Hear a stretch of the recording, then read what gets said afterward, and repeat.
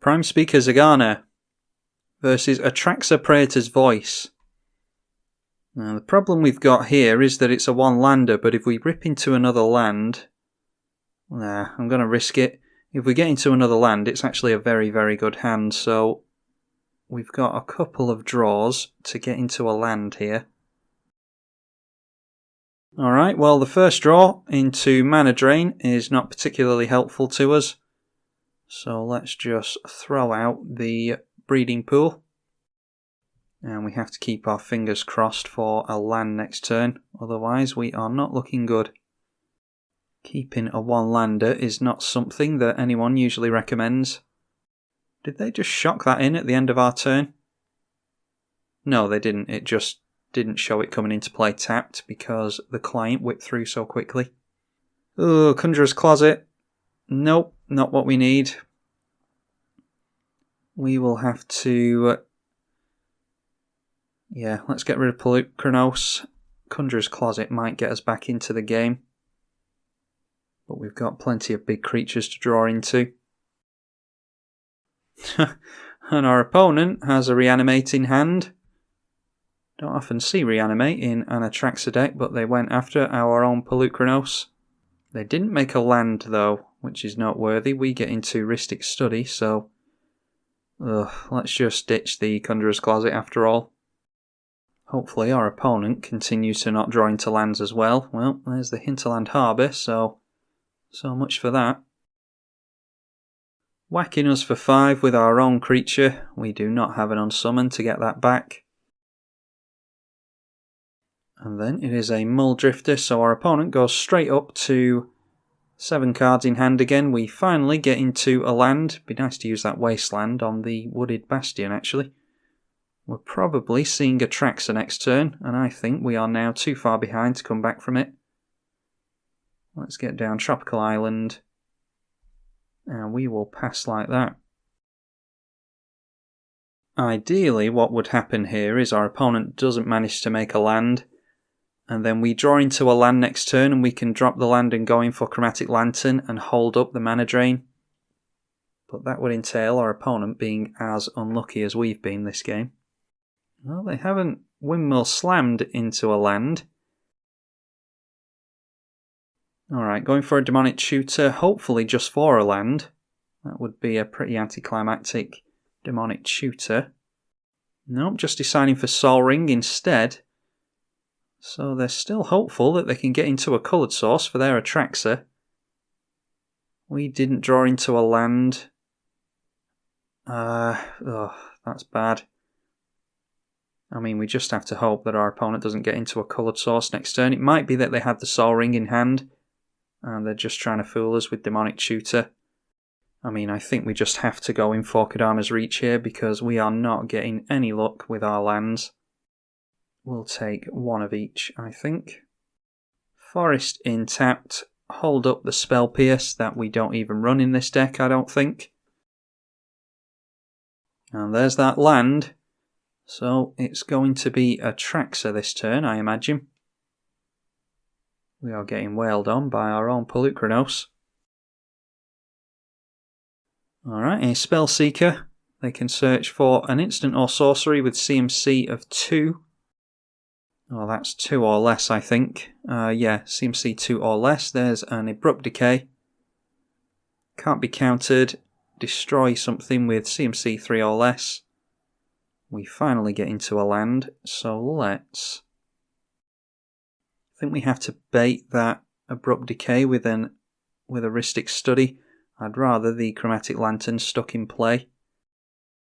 In fact, we could go for a Chromatic Lantern into Kiora and have the Chromatic Lantern die. We could also Wasteland the Watery Grave so that our opponent can't actually cast Abrupt Decay or their commander. That might be a better idea, actually. So let's do that. And then if we can stabilise here, we can go in for Eternal Witness onto a Kodama's Reach and try and really fix our land troubles here. adding Abrupt Decay mana in response, and then just deciding to hold on to black mana, we will pass through to the second main to empty their pool.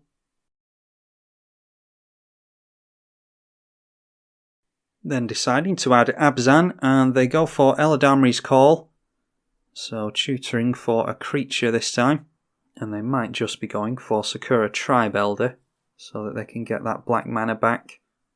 Nope, it is a Revelark. What can they get with Revelark when it dies? They can get the Muldrifter back, and that will draw them into more cards. They've still got that black mana floating, so again, we'll try and go through to the second main. And now we'll get down our Kiora. We're not going to keep the Spellseeker from swinging in at her this turn, but we will keep damage off of ourselves with Polukranos. And then if we can get a blocker into play in the way of the Spellseeker, then that would be really good. Alright, that was everything going in at us. Apparently our opponent didn't realise what Kiora does. And they didn't swing the Spellseeker in at Kiora, which is fine, because that's only -5 to get the limit break off on that, and this is the most successful emblem out of all the Planeswalkers. Oh, apart from Nissa Vital Force, she gets the emblem the turn after she comes out. But after that, Kiora is the one I've had the most success with of getting the ultimate off. Okay, we're getting to a big creature, and our opponent's doing something here. Alright, Beast Within. I think that is worth a mana drain, so that we can keep our Kiora around and keep Polukranos off our back. And then during the first main, that gets us into 3 mana because our opponent rushed out the Beast Within. And it was right for them to rush out Beast Within because then we wouldn't get to activate Kiora. As it stands, we do, so let's do the same thing on Polukranos. We'll play out the Chromatic Lantern, and then let's get down the Eternal Witness. And we could really seal our opponent's fate with a Wasteland here, but there's not much fun in that, so let's just get in for... We'll just drop the Wooded Foothills instead. So now we've got a blocker for that Spellseeker, and they shouldn't be able to get through to Kiora. Oh, there's an Urborg, so that fixes our opponent's black mana issues. The problem is, if we get rid of Atraxa with Beast Within, they can still recast her the next turn thanks to the Sol Ring, but we can in the meantime get down a blocker in the way, and that does have reach. So I think we might be able to skirt our way around this. Okay, a Revelark for our opponent, and that is evoked, so they're after the Muldrifter, and I don't think they can grab anything else there. When Revelark is evoked... Oh, I missed another creature there. Oh, didn't see Recruiter of the Guard, so they'll get to Tutor as well. Draw a couple of cards with Muldrifter and Tutor for a creature with toughness 2 or less. So we've seen Revelark, we can get rid of that. And they've got an Academy Rector. Oh, that's a good one to get. Who knows what kind of obnoxious stuff they want to do with an Academy Rector. Could be something like an Omniscience, or, well, could be anything really. Then Spellseeker comes swinging in at Kiora this time. Let's block the Spellseeker and get rid of that. And then it's through to our turn, and let's see if we can get some blockers in the way here. Need another creature, preferably. Okay, Kiora, Behemoth Beckoner. We can untap a permanent with that. I don't think that'll help us necessarily. We'll tick up the Kiora again on the Polukranos. Now they have to swing both these in at the Kiora, and they will lose the Muldrifter to the Arbor Colossus. But they will knock Kiora down a point of loyalty.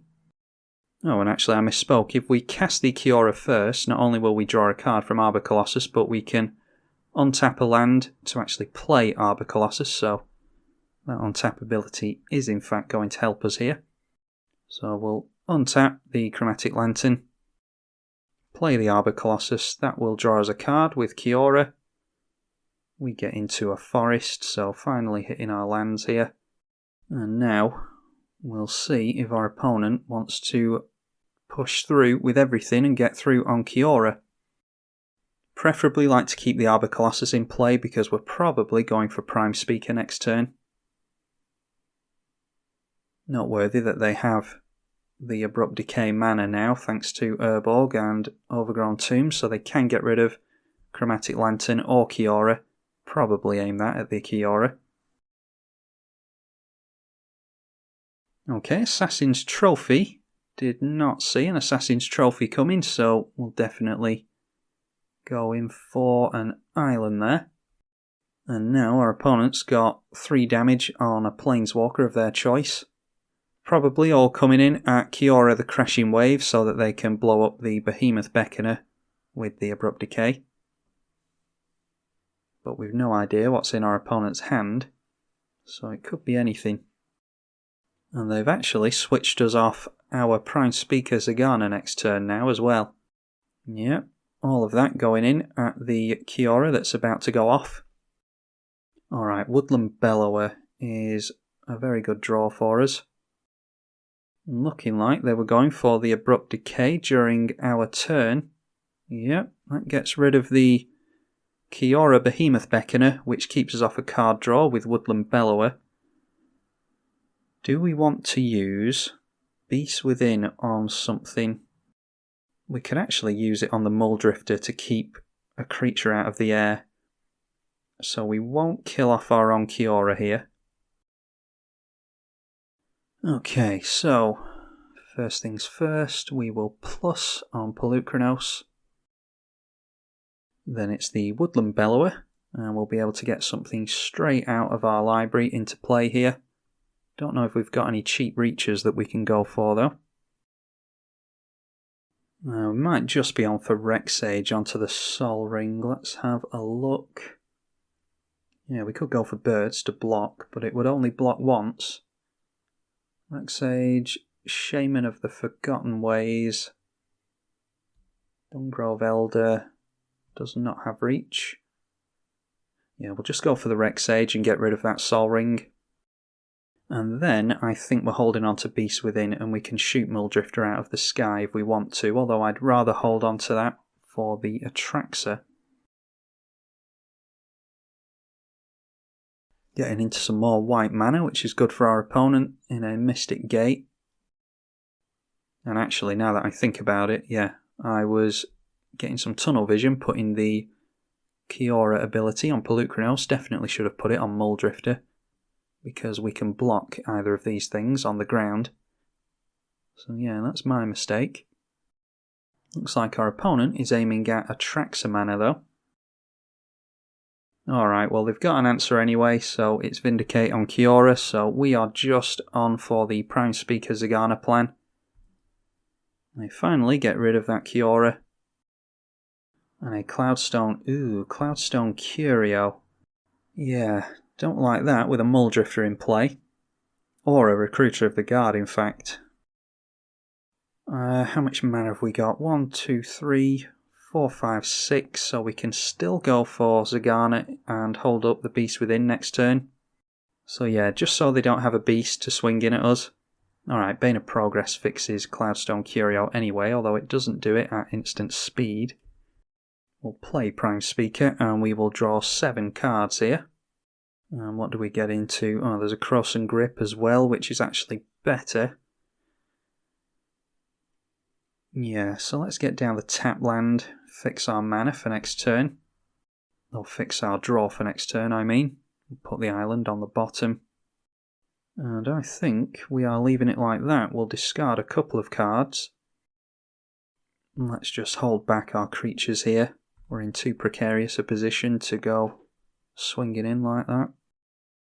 Get rid of the Cavern of Souls and an island.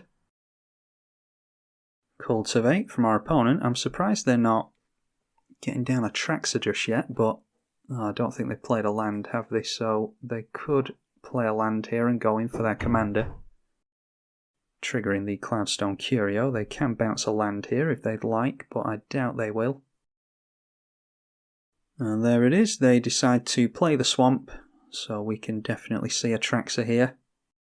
But they're not going for that. They're going for Academy Rector. Let's cross and grip on that Cloudstone Curio so they don't bounce the Muldrifter back. And we really need an answer for that Muldrifter. It might actually be worth a Beast Within onto that so we stop taking damage in the air. Oh, Vorinclex will not make our opponent very happy. That's 8 mana, so 3, 6, 7 and 8 will leave us with 6 mana. So we could Rishkar's Expertise, but I don't really like tapping out. Down comes the Vorinclex. We'll play the Forest. And I think perhaps we're just going to have to rely on drawing into an answer for Atraxa with a Rishkar's Expertise. So let's in fact tap out here, just so that we can get a Rhystic Study into play and potentially draw some more cards. We'll leave it like that for our opponent. Don't really fancy our odds here. Our opponent has played a hell of a game.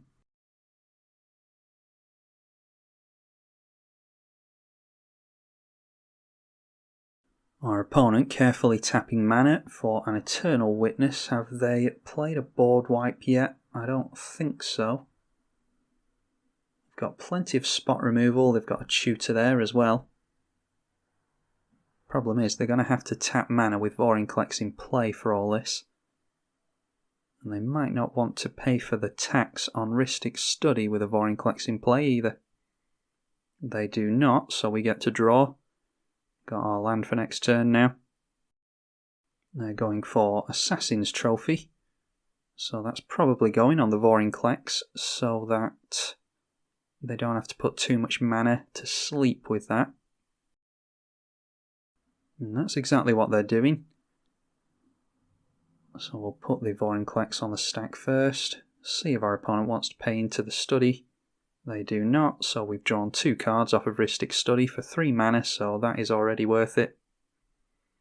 Say yes to the trophy and get into an island. We've drawn into Gilded Lotus as well. We've got plenty of mana now, so that's actually not what we need. Fingers crossed we don't see a board wipe here. Nope, that's Atraxa mana, so finally seeing Atraxa we will draw another card off the study. But we're not getting into anything other than mana, unfortunately. Nothing to proliferate either with Atraxa. Alright, Lightning Greaves might be of some use to us though. Let's play Rishkar's Expertise and draw a bunch of cards. Okay, that's not Mass Bounce. We haven't really gotten into anything there. Hybridization on Atraxa isn't the worst. I think the intelligent thing to do there is cast the Lotus for 3 mana. Then we'll get down Reflecting Pool. No, we won't. We'll get down Reliquary Tower for an infinite hand size. And then it's Storm Surge Kraken. Get out the Mirri's Guile for filtering our card draw next turn. Then we are safe to play Felwar Stone, I think. That will tap for blue. So we can go Rapid Hybridization onto Atraxa. And then counter the Atraxa if they decide to go for it again. A bit of a stalemate here, and our opponent is in top deck mode as far as I can tell. Surprised they haven't been swinging in with that Rector though. Could have been chipping away our life total with that. Okay, just deciding to come in with Atraxa. Let's blow that up with the hybridization.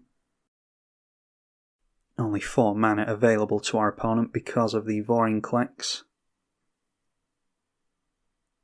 Oh, Defense of the Heart I do not want to see. That is a broken card. And I don't use the term broken lightly. So let's counter there.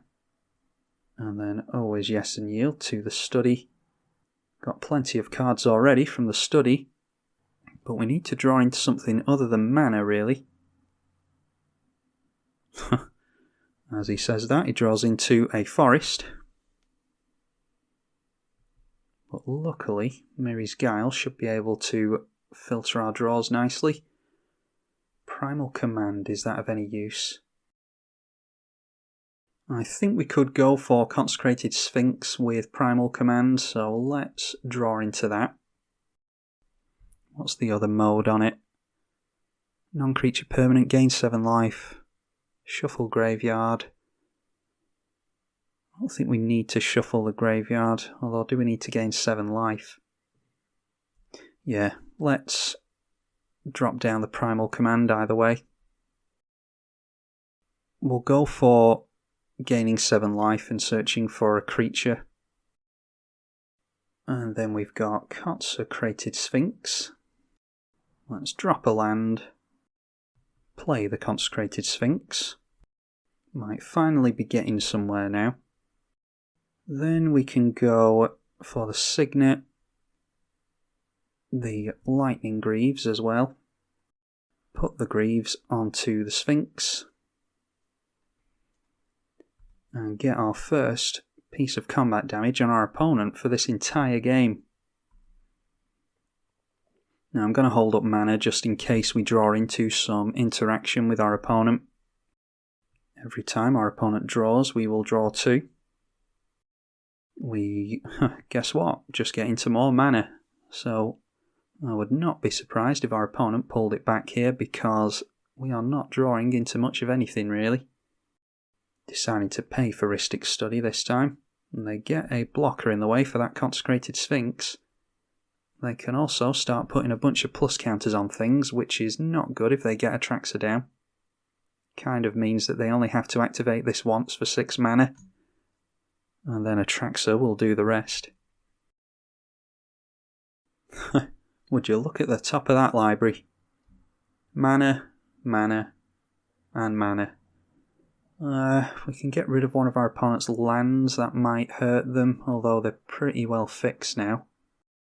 In fact, we've got Wooded Foothills to shuffle things up, haven't we? So let's go for that instead. So before the draw, we'll shuffle up with Wooded Foothills.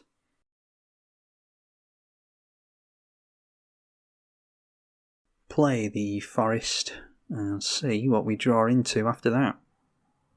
Okay, well, Shaman of the Forgotten Ways, it's a blocker at least. So I think we just need to get as much mana out of our deck as possible with this Cultivate, and we've got a surplus of mana anyway, so it won't do us any harm to go for that. Just take one of each here. And then we will play a land. Play the Thought Vessel. Now what we could do is, if our opponent didn't have as many creatures, go for Formidable during the combat phase after Consecrated Sphinx has gone through, but our opponent will probably see that coming and not allow the Sphinx through anyway. Let's just play it out regardless. And do we want to swing in with this? Encourage our opponent to block with the Rector and then draw a couple of cards? I don't think so, because they could grab anything with that. If it was the Planeswalker Rector, then I'd probably do that, but not with the enchantment one. So let's just swing in with the Sphinx and see if they want to block with Shalai. I wouldn't have thought that they would block with Shalai here. Nope, they choose not to do that. We'll get down Thron as well. Need to make sure that we can hold up the regenerate mana on that. You never know when that might be useful. Okay, Nazal at Primal Tide. That is whenever an opponent casts a non-creature, draw a card, so that is more card draw for us potentially. Don't think I've ever been at such a stalemate with this Prime Speaker Zegana deck.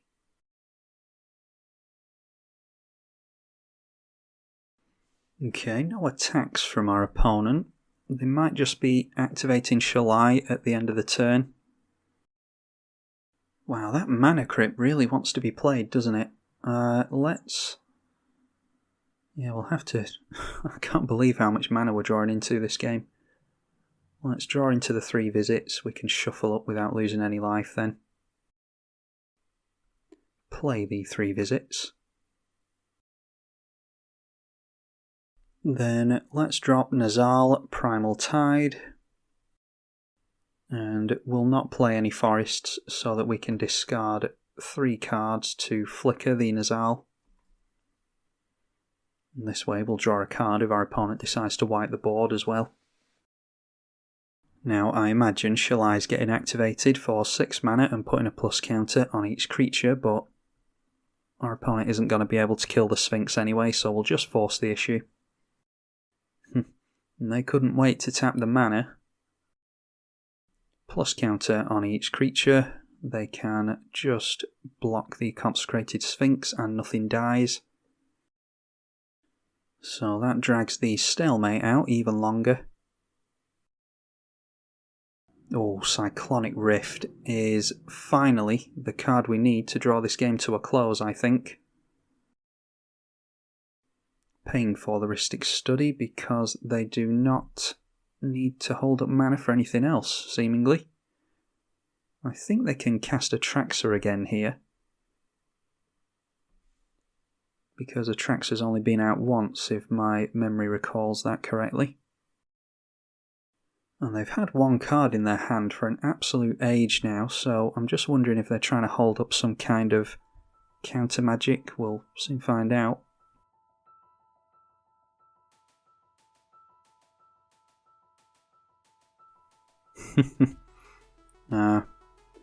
No, actually, I think what makes it a shame is our opponent deciding to be sore about losing the game.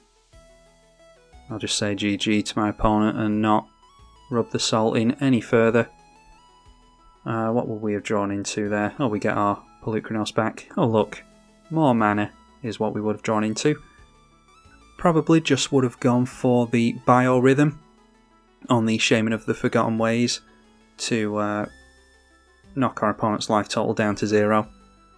That is, each player's life total becomes equal to the number of creatures they control, which is obviously 0 once a rift has occurred for our opponent.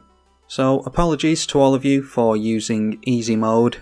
Hopefully you all got some enjoyment from that long grindy game anyway. I'm tribalkai on the EDH channel. Thank you for watching.